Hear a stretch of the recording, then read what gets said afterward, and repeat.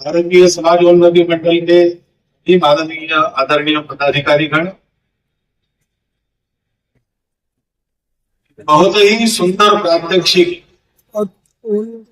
प्रात्यक्षिक के नाते भी और संदेश के नाते भी बहुत उत्कृष्ट रहा। ऐसा सारे रहने वाले सभी छात्र छात्रा बंधु भगिनी, उनके आचार्यगण आचार्यागण, उपस्थित नागरिक सज्जन मातावती, अपने 76वें गणराज्य दिन के इस मुहूर्त पर आज का कार्यक्रम देखकर मुझे बार बार एक कहानी याद आ रही।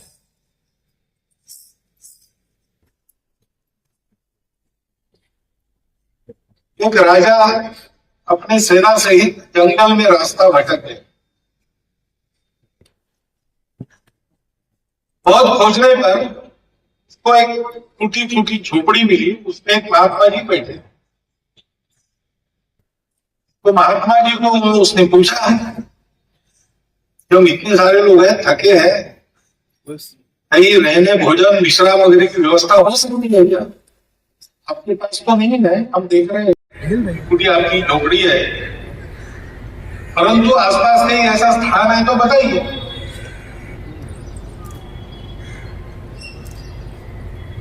तो महात्मा जी ने कहा है जरूर, और थोड़ा आगे जाओ, इस जंगल में ही एक बड़ा मैदान है, वहां पर एक भवन है, वहां तुम्हारी सारी व्यवस्था हो जाए। उन्होंने बताई हुई दिशा में राजा बढ़ा। थोड़ी ही दूर पर वो भवन था और जैसा लोग राह देख रहे थे कि राजा सेना सहित आएगा, लोग वहां तैयार खड़े थे। उन्होंने राजा और उसकी सेना का स्वागत किया, उनके स्नान ध्यान की, बाद में भोजन की, बाद में अच्छे विश्राम की व्यवस्था की। रात भर विश्राम करके दूसरे दिन जब सेना निकल पड़ी राजा के साथ, तो नाश्ता पानी करा के उनको अच्छी तरह से विदाई दी। राजा ने पूछा वहां जो प्रमुख था उसको कि किसका भवन है? तो जिन्होंने आपको बताया यहाँ आने के लिए उन्हीं का है। आश्चर्यचकित हो गए। उनका वापसी का रास्ता उसी झोपड़ी के सामने से जा रहा था, वहां महात्मा जी बैठे थे। तो राजा ने उनको कहा, इतना बड़ा आपके पास भवन है, सारी बातें, आप यहां क्या कर रहे हैं? तो महात्मा जी ने कहा कि अगर उस भवन में मैं रहने को जाऊं तो फिर इतने सारे लोगों की व्यवस्था वहां होना बंद हो जाएगा। वो मेरा बनाया है, लेकिन जब तक मैं उससे दूर हूं तब तक वो अपनी सेवा करते रहेगा। मुझे फल नहीं चखने हैं, फल दूसरों को देने। आज हम अपने देश में, अपना देश आगे बढ़ रहा है, प्रगति कर रहा है, दुनिया में उसकी प्रतिष्ठा बढ़ रही है, उसकी अर्थव्यवस्था की शक्ति बढ़ रही है, सामरिक शक्ति में वृद्धि हो रही है।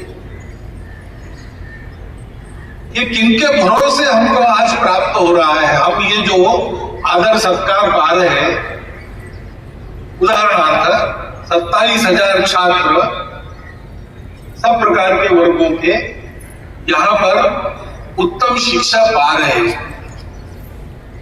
क्यों हो रहा है? तो स्वर्गीय अण्णा साहब जादव जैसे अपने जो पूर्वज थे, उन्होंने ये सब खड़ा करके इससे दूर रहकर त्यागपूर्वक जीवन का निर्वाह किया, परिश्रम किया, अपने लिए नहीं।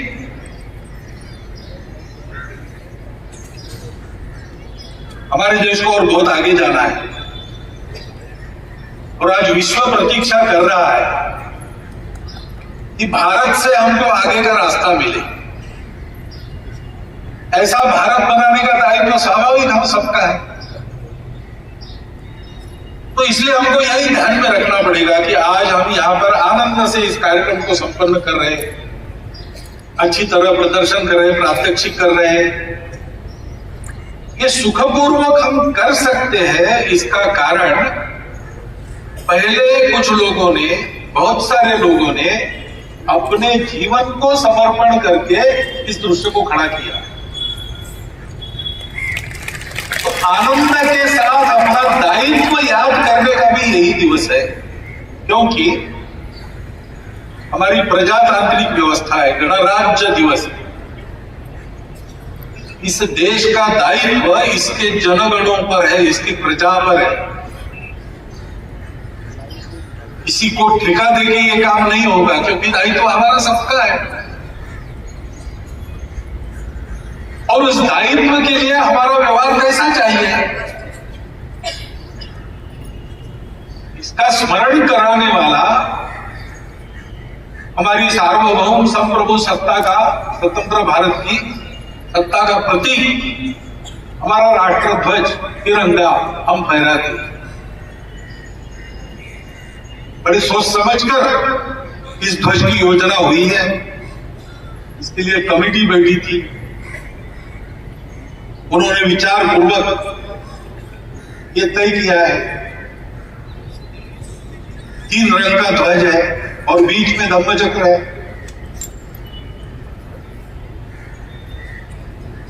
सबसे ऊपर त्याग का रंग है, कर्म का रंग है। भक्ति, ज्ञान और कर्म की त्रिवेणी का प्रतीक केसरिया, क्योंकि यही 3 बातें आगे सारी बातों का कारण बनती।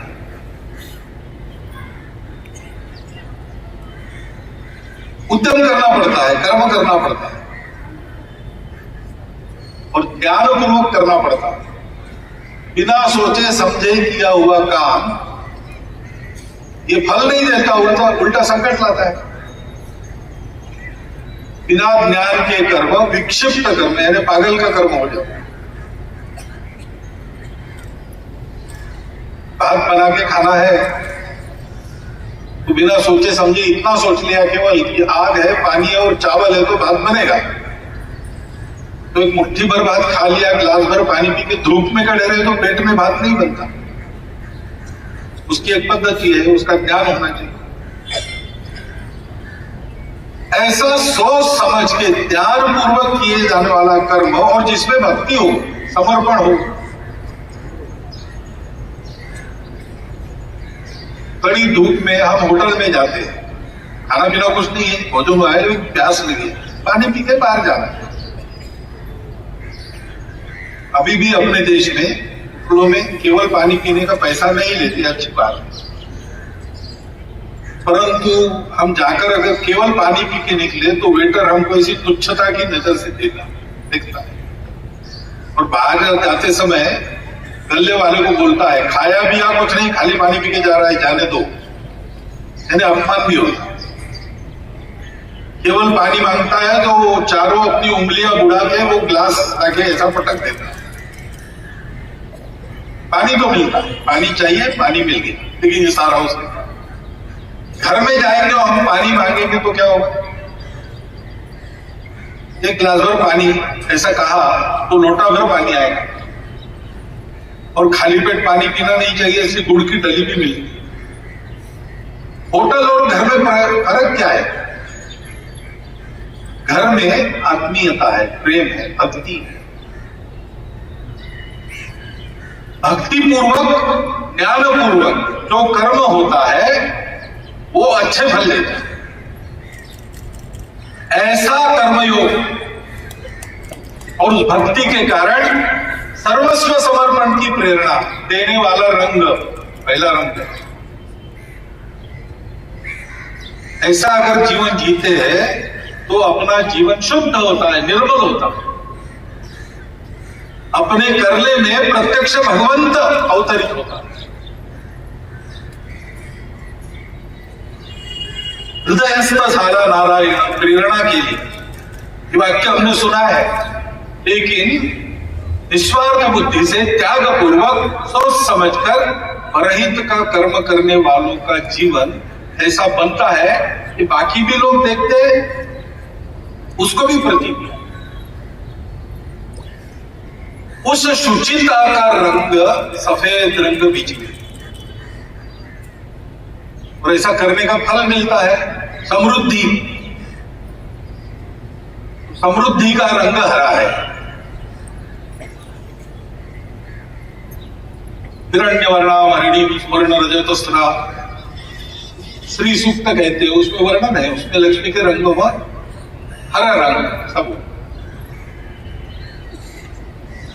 अपने देश की और दुनिया की सर्व प्रकार की समृद्धि की साधना करने के लिए शुद्ध शील बनकर, शुद्ध चरित्र बनकर,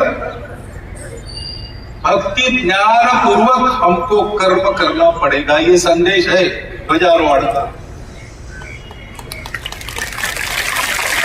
और उसके केंद्र में है धर्मचक्र, धर्म का एक अंग पूजा भी होता है, खान पान रीति रिवाज के नियम वगैरह वो भी होता है, लेकिन वही धर्म नहीं। वो तो आचरण है धर्म का, जो देश काल परिस्थिति के अनुसार बदलना चाहिए और बदलता है। परंतु शाश्वत बात जिसको धर्म का शाश्वत धर्म कहते हैं, वो क्या है? डॉक्टर बाबा साहब आंबेडकर ने संसद में संविधान हमको देते समय तो 2 भाषण किए हैं, उसमें एक वाक्य में उन्होंने व्याख्या की है, बंधु भाव यही धर्म। समाज चलता कैसे है? आपसी सद्भावना के आधार पर चलता। प्रकृति विविधता देती है। भारत के बाहर हम देखते हैं विविधता को लेकर झगड़े होते हैं, लेकिन भारत का मूल स्वभाव, भारत धर्मप्राण होने के कारण, वो धर्म कहता है कि विविधता प्रकृति की देन है, इसलिए जीवन का श्रृंगार है। अपनी अपनी विशिष्टता को लेकर चलो, लेकिन आपस में ठीक रहो, आत्मीयता से, बंधुभाव से, सद्भावना से आपस का व्यवहार रखो। क्योंकि जीना है तो सबको जीना पड़ेगा, ये नियम है। हम अकेले जी नहीं सकते। आप बहुत आनंद में हो और घर में दुख है तो आप आनंद नहीं ले सकते। आप अकेले व्यक्ति नहीं हो, आप परिवार के हो। परिवार बहुत अच्छा है, लेकिन गांव गड़बड़ है तो परिवार सुखी नहीं रह सकता। आप एक परिवार नहीं हो, आप अपने गांव के घटक हो। गांव प्रदेश का घटक है, प्रदेश देश का घटक है, देश राष्ट्र का एक अंग है, और सारा विश्व राष्ट्रों का मेला है। सब राष्ट्रों की मानवता मिलकर विश्व को अच्छा रखती है। एक व्यक्ति दुखी हुआ तो विश्व में दुख फैलेगा। समाज दुखी रहा तो व्यक्ति सुखी नहीं रहेगा। सृष्टि दुखी हो गई तो हमको संकट झेलने पड़ेंगे, हम देख ही रहे। ये सारी बातें थियरी नहीं है, हम इसका प्रत्यक्ष अनुभव करें। तो हमारे यहां लोगों ने ऐसा कहा कि व्यक्ति को बड़ा होना ही है, व्यक्ति को दबाना नहीं, व्यक्ति को बड़ा होना है। इसके लिए स्वातंत्र चाहिए, उसके लिए समता चाहिए, सबको अवसर मिलना चाहिए। लेकिन ये तब होगा, दोनों एक साथ तब रहेंगे जब बंधुता होगी। बंधुता के आधार पर व्यक्ति बड़ा होगा, वो अपने परिवार को बड़ा करेगा, बड़ा परिवार अपने गांव को बड़ा बनाता। अब उदाहरण देखने में जो दूर जाने की जरूरत नहीं। 78 वर्षों का अपने भारतीय समाजोन्नति मंडल का इतिहास आप देख लीजिए, आपको यही मिलेगा। एक व्यक्ति परिश्रम पूर्वक जो भी मिला समाज का सहयोग उतना ही लेकर बड़ा हुआ, लेकिन वो अकेला बड़ा नहीं, सबको बड़ा करने की व्यवस्था होगी। ये जो जीवन है इसी को कहते हैं धर्म। अपने राष्ट्रध्वज के केंद्र में वो धम्मचक्र है, वो बंधुभाव का, समता का, समरसता का संदेश देता है, सबकी समानता का संदेश देता है, सबकी स्वतंत्रता का संदेश देता है। हमारे जीवन में ये सारी बातें ध्यान में रखकर ही हमको रहना,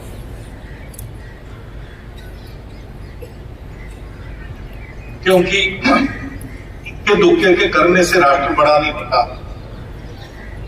पूरे समाज को अपना देश बड़ा हो इसलिए प्रयास करना पड़ता है, और देश बड़ा होता है तो हमारी भी प्रतिष्ठा रहेगी।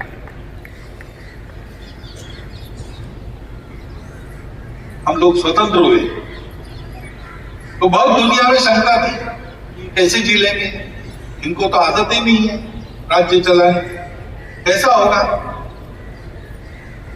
लेकिन हमने जी लिया, हमने अपने ऊपर आक्रमण हुए उनका प्रतिकार किया। देखने लायक विजय जब मिली,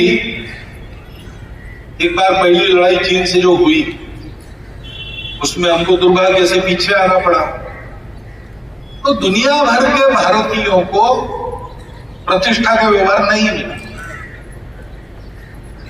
लेकिन बाद में 71 की युद्ध में हमने जो विजय प्राप्त की, तो सब लोग विदेशों में जो हमारे लोग थे उनको प्रतिष्ठा की नजर से देखने लगे। पोखरण 1 हुआ, पोखरण 2 हुआ, हमारी प्रतिष्ठा बनी। जब जब हमारा देश आगे गया, इस देश में और बाहर देश में बसने वाले हमारे व्यक्तियों को, कुटुंबों को प्रतिष्ठा के उन्नति का अनुभव हुआ, क्योंकि हमारा जीवन अकेले का है नहीं।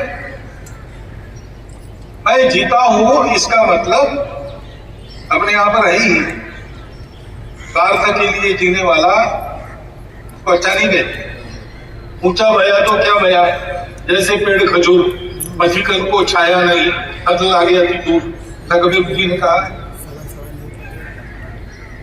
अपने कुटुंब को बड़ा करता है उसको लोग अच्छा मानते, होनहार है, युवक, कर्तृत्व संपन्न है, घर को विपत्ति से निकालकर बड़ा है। और जो कुटुंब गांव की सेवा करता है वो अधिक प्रतिष्ठित होता है। जिस गांव से अच्छे अच्छे लोग देश के लिए मिलते हैं उस गांव की एक प्रतिष्ठा होती है। देश के लिए काम करने वालों की जयंती पुण्यतिथि हम लोग मनाते हैं, और अगर विश्व के लिए कोई काम करता है हमारे यहाँ अपने स्वार्थ को भूलकर, उसको तो हम सामने आने पर साष्टांग नमस्कार करते हैं।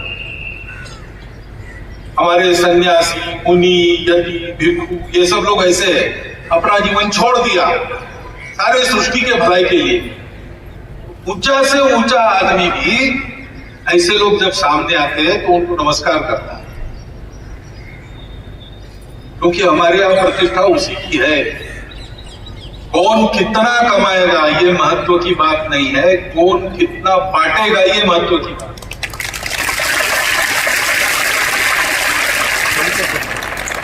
तो देश समाज ही हमको सब देता है, उसी के देने से हम बनते। हमको लगता है हमने परिश्रम किया, करना भी चाहिए, अपने पुरुषार्थ से ही आदमी बनता है, परंतु पुरुषार्थ को फल देने वाला भी समाज है। उससे लिया उसको दाम दुगना वापस करना। मनुष्य के नाते हम जीते हैं, सृष्टि हमको देती है, उसको दाम दुगना वापस करना है। आज का दिन है हमारे प्रजासत्ताक भारत की प्रगति के लिए, हमारे आपके जीवन में सुख आए इसलिए, और विश्व सुंदर नया सुख शांतिमय विश्व बने इसलिए हम लोगों को ये याद करना है कि भक्ति पूर्वक ज्ञान कर्म आदि का उपयोग करते हुए, चित्त को निर्मल बनाते हुए हम समृद्धि की आराधना करें, प्राप्त करें 2 हाथों से और 1000 हाथों से सबको दे। ऐसा जीवन जीकर हमको विश्व को रास्ता बताना है। विश्व के पास तकनीकी है लेकिन अध्यात्म नहीं है। विश्व का अध्यात्म पूजाओं में, खान पान में अटका है। भारत में सदा अध्यात्म इसके ऊपर रहा, उसको प्रत्यक्ष जीवन में जीकर हमको बताना है। जीवन के पुरुषार्थ में, धर्म अर्थ काम मोक्ष चारों पुरुषार्थ में ऐसे कैसे जिया जाता है अपने उदाहरण से बताना। और इसलिए आज हमने ये ध्वजोत्तोलन किया है। आज के दिन के आनंद में वस्तुतः मैं आपका फिर एक बार अभिनंदन करता हूं, इतना सुंदर कार्यक्रम छात्रों ने प्रस्तुत किया है। उसको देखकर हमारे जैसे लोगों की उम्मीदें जगती है कि आने वाली पीढ़ी हमसे भी आगे निकल जाएगी और भारत को बड़ा बनाएगी। ये उम्मीद भी उस पीढ़ी से है। ये सब ध्यान में रखते हुए आप लोग अपने जीवन में स्वयं यश प्राप्त कीजिए और उस यश का उपयोग देश के लिए, दुनिया के लिए करते हुए अपने जीवन को, जो यशस्वी जीवन होगा, उसको सार्थक बनाइए। ऐसा आप कर सको, ये कुछ हमारी सहायता लगती हो तो हम करने के लिए तैयार ही है। हमारा दूसरा काम है नहीं।